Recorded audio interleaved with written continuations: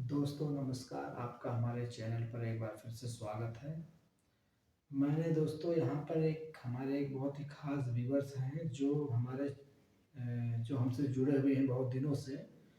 उन्हीं की डिमांड पे मैंने यहाँ पर ये वीडियो बनाया है, ये चार्ट बनाया है, जो मैं उनको या हमारे और भी श्रोता और भी हमारे जो व्यूअर्स हैं उनके लिए ये बहुत ही अहम जानकारी है। जो लोग पेट्रोल पंप से जुड़े हुए हैं या जो पेट्रोल पंप के व्यवसाय में आना चाहते हैं, जो पेट्रोल पंप का जो व्यवसाय करना चाहते हैं उनके लिए ये बहुत ही खास जानकारी होने वाली है दोस्तों।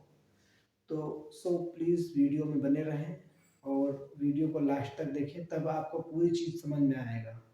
मैंने यहाँ एक जो चार्ट बनाया है इसमें लगभग चीज़ें लिख दी है। कुछ चीज़ें हैं, बहुत सारी चीज़ें जो नहीं इसमें छूट रही हैं वो इसमें नहीं है। बाकी जितना मैंने एक एवरेज बना दिया है कि इतना लगभग इसका खर्च आना है, इसी के लगभग 19-20 थोड़ा बहुत कम ज़्यादा हो सकता है। तो आइए वीडियो को शुरू करते हैं। यहाँ पर मैंने जो हमारे जो व्यूवर्स के कहने पे हमने बनाया है, हमारा जो ये है पेट्रोल पंप खोलने में होने वाले खर्च, हम आपको बताएंगे इस वीडियो में कि पेट्रोल पंप खोलने में कितना खर्च लगता है, कहाँ कहाँ कितना खर्च होता है, उसके बारे में देखिए। सबसे पहले हमारा जो होगा वो आवेदन शुल्क। सबसे पहले हम आवेदन शुल्क जो जो होगा, हम किस कैटेगरी में हैं उस हिसाब से अलग अलग वो डिफाइन होता है। जब हम फॉर्म डालते हैं तो उसमें आपको दिख जाएगा उसका कितना रुपए आपको जमा करना है। मैंने एक जनरल का ले रखा है 8,000 रुपये। उसके बाद आपका जो एनओसी खर्च, यदि आप पेट्रोल पंप का फॉर्म डालते हैं ज़मीन वगैरह का रेंट पे लेके, तो आपका पेट्रोल पंप हो जाता है तो आपको बनवाना पड़ेगा एनओसी। एनओसी बनवाएंगे। मैंने एक नया वीडियो भी हमने और भी वीडियो बना रखा है जिसमें मैंने बता रखा है आपको कि एनओसी आपको कहाँ कहाँ से लेना है। तो एनओसी खर्च, आवेदन शुल्क आपका ये हो गया। एनओसी बनवाने में लगभग खर्च होने वाला है लगभग आपका 6 लाख रुपए, वो हमने लिख दिया। दूसरा जो हमारा खर्च है वो है जमीन का खर्च। चाहे जमीन खरीदे या चाहे तो आप किराए पर लें। ग्रामीण क्षेत्र के लिए दोस्तों ये 30x30 मैंने लिखा है इसलिए, चूंकि ग्रामीण क्षेत्र की जमीन आपको जो लगने वाली है वो है 30x30, यानी 30 मीटर चौड़ाई, 30 मीटर लंबाई। ये ग्रामीण क्षेत्र के लिए, बाकी शहरी क्षेत्र के लिए अलग है। प्लस आपको ये नेशनल हाईवे वगैरह के लिए भी थोड़ा सा इसका क्राइटेरिया बढ़ जाता है।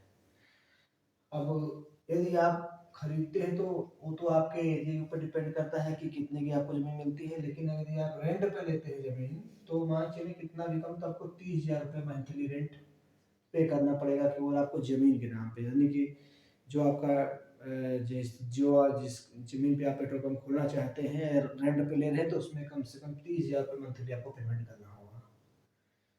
तीसरा जो हमारा पॉइंट है वो है निर्माण कार्य, कंस्ट्रक्शन वर्क। यानी कि जो जो आपने जमीन ली है पेट्रोल पंप होने के बाद, जो उसमें आप निर्माण कार्य करवाएंगे, बिल्डिंग बनवाएंगे, उसकी बाउंड्री वॉल बनवाएंगे, उसमें पानी की व्यवस्था करेंगे, प्लस ऑफिस बनवाएंगे, सारी चीज़ें मेंटेन करेंगे, तो उसमें आपका लगभग जितना, प्लस मिट्टी की भराई कराएंगे उसको। आजकल तो नए पेट्रोल पंप ये भी दोस्तों हो चुका है कि नए पेट्रोल पंप कंपनियां जब भी आपको चालू करने के लिए बोले, जब तक आपका पूरा पेट्रोल पंप मेंटेन नहीं हो जाता तब तक आपको चालू करने के लिए वो परमिशन नहीं करती है। तो मान चलिए उसमें जो आपका खर्च होगा वो लगभग आपका 25 लाख रुपए तक लग सकता है। ये थोड़ा बहुत आपके लोकेशन पे डिपेंड करता है कि आपका लोकेशन किस एरिया में है, ग्रामीण क्षेत्र में है, शहरी क्षेत्र में है, तो उस तरह इसमें आपका ये थोड़ा बहुत कम या ज़्यादा हो सकता है। अगला हमारा जो खर्च है वो है पावर सप्लाई, इलेक्ट्रिक वर्क्स। यानी कि हम पेट्रोल पंप चलाएंगे तो हमें सीधी सी बात, हमें पावर सप्लाई की आवश्यकता पड़ेगी, हमारे पास पावर की भी व्यवस्था होनी चाहिए। तो हम लाइट वगैरह लगवाएंगे या लाइट वगैरह का अपना व्यवस्था करवाएंगे। तो जो ये जरूरी नहीं कि हमारा जिस लोकेशन पे हमारा पेट्रोल पंप है उसी लोकेशन पे हमें ट्रांसफार्मर या लाइन 11,000 मिल सके। तो इसके लिए भी आप मान चलें कम से कम आपको खर्च करना ही पड़ेगा। तो वो लगवाने के लिए आपको लगभग 1.5 लाख रुपए तक खर्च इसमें आपका होने वाला है।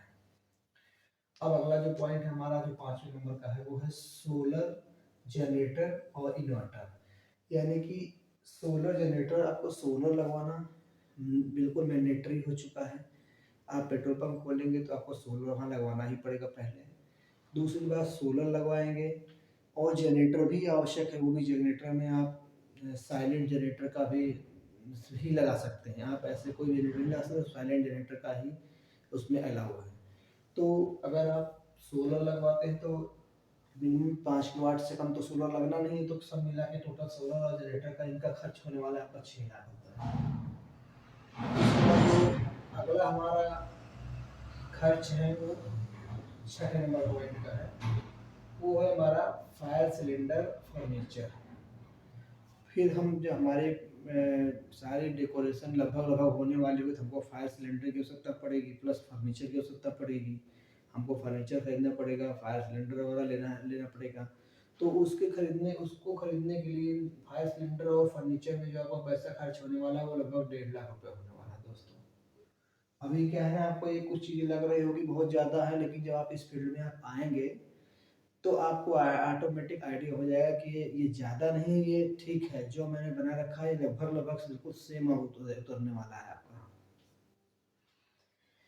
अब जो 7वां पॉइंट मैंने बनाया है वो है हरियाली स्टाफ खर्च। यानी कि जो पंप की डेकोरेशन में खर्च होने वाला है, यानी जो फूल गमले वगैरह जो लगाएंगे, बाकी सारे पेड़ पौधे जो लगाएंगे उसमें, और प्लस उसके अलावा जो स्टाफ आपको स्टाफ जो रखना पड़ेगा उसके यूनिफॉर्म का खर्च, उसके सारी चीज़ें जो भी यूनिफॉर्म में आती है वो सब व्यवस्था करने में आपको लगभग 40,000 रुपये खर्च होने वाला है इसमें।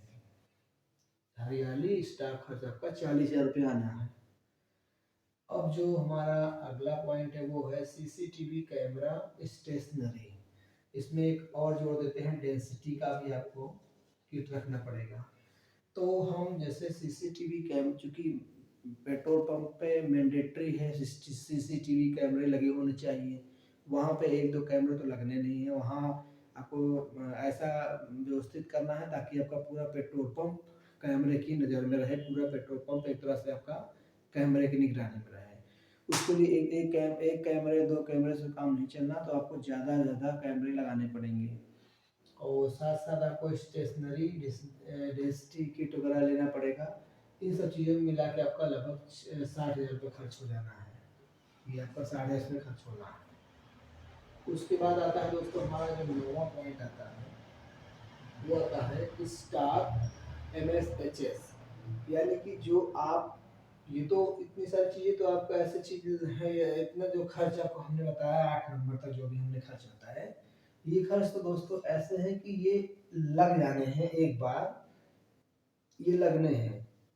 अब इसके बाद आपको कुछ इसकी तो आपको लगने हैं, इसमें आपको कोई रिटर्न का कोई मतलब नहीं कि इसमें कुछ रिटर्न नहीं मिलने वाला है। उसके बाद जो अगला 9वां हमारा जो पॉइंट है दोस्तों वो है स्टॉक। यानी कि पेट्रोल MS यानी पेट्रोल का और HSD डीजल, तो मोटर स्प्लिट और हाई स्पीड डीजल जो हम परचेज करेंगे। पेट्रोल और डीजल मान लीजिए 12-12 की अगर आप जो परचेज करेंगे अपने टैंक में रखने के लिए, वो लगभग उसका अमाउंट होने वाला है 25 लाख रुपए। ये पैसा आपका एक मुश्त लगेगा 25 लाख रुपए। ये हो गया आपका खर्च। उसके बाद जो हमारा 10वां पॉइंट है दोस्तों, मशीन की स्टैंपिंग। अब हमारी जो पेट्रोल पंप चालू अवस्था में हो चुका है, तो हमें पहले जो हमारे यहाँ मशीन लगी है उसकी स्टैंपिंग करवाना पड़ेगा। तो जब हम इस मशीन की स्टैंपिंग करवाएंगे तो स्टैंपिंग करवाने में जो आपके तहसील के जो मापबाट विभाग होते हैं उनसे आपको इसकी स्टैंपिंग करवाना पड़ेगा। उसके लिए जो आपका खर्च होने वाला है लगभग 50,000 रुपये। अब इसके अलावा और कुछ अदर खर्च भी होते हैं जो आप तब समझेंगे इसके बारे में जब आप इस फील्ड में उतरेंगे। तो ऐसे नहीं समझ पाएंगे, जब आप इस फील्ड में आ जाएंगे तो आप इसके और भी बहुत सारे खर्च होते हैं वो भी आप इंक्लूड कर लेंगे। बहुत सारे खर्च इस तरह से होते हैं कि हमें पता नहीं चलता और वो खर्च हमसे होते रहते हैं। आप एक एक रुपए का आकलन नहीं कर सकते हो, लेकिन यहाँ चूंकि बड़ा काम करने जा रहे हैं तो आपको पता नहीं चलेगा और धीरे धीरे करके आपका थोड़ा थोड़ा पैसा करके आपका खर्च होता जाएगा और ये लगभग हो जाएगा आपका 1 लाख रुपए समथिंग। तो मैंने लिख दिया अदर खर्च जो है आपके 1 लाख रुपए। अब मैंने इनको मोटा मोटा जोड़ा तो लगभग ये 67,58,000 रुपए लगभग आ रहा है अमाउंट। ये हमारा जो अमाउंट आ रहा है इतने का 67,58,000 रुपए।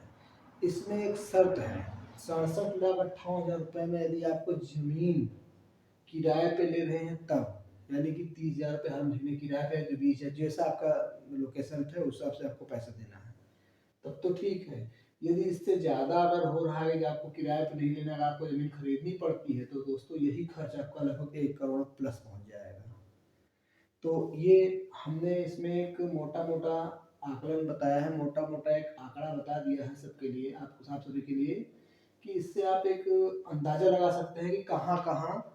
मैं ये नहीं कह रहा हूँ कि ये सारे जितने मैंने जो खर्च लिखे हैं ये बिल्कुल सटीक बैठेंगे, लेकिन इससे आपको अपने पेट्रोल पंप बनवाने में काफ़ी राहत मिलेगी दोस्तों। इस आप अगर इस हिसाब से चलेंगे तो आपको काफ़ी राहत मिलेगी दोस्तों कि इतना इतना यहाँ पे खर्च होना है। हमको पेट्रोल पंप का काम चालू करने से पहले इतने बजट का मैनेज करके रखना पड़ेगा। तो आप चाहे तो इसका दोस्तों स्क्रीनशॉट एक बार ले लीजिए, आपको ये भविष्य में जब आप पेट्रोल पंप बनवाएंगे तो भविष्य में आपको इसके आवश्यकता पड़ सकती है। आप चाहे तो इसका स्क्रीनशॉट ले सकते हैं दोस्तों। चलिए दोस्तों ठीक है, धन्यवाद, बहुत बहुत धन्यवाद आपका।